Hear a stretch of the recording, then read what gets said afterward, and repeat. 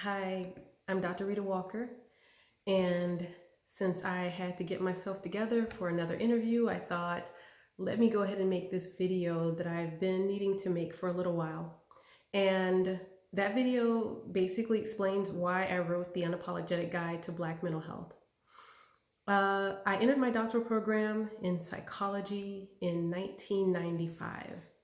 And I did that because as an undergraduate student, I just felt like the reality of my community, which was primarily Black, primarily African American, that reality was not reflected in the textbooks.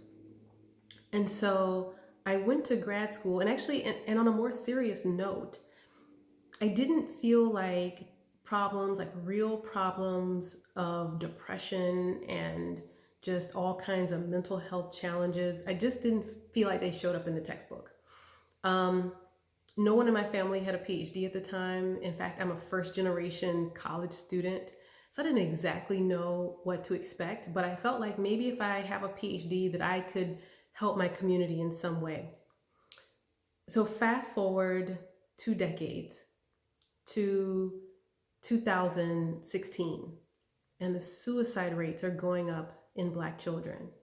And then a couple years later, the statistics repeated themselves. And they really caught me off guard. I'd been studying suicide since the late 90s, and I never in my lifetime expected to see suicide rates that were what they were, especially for Black children.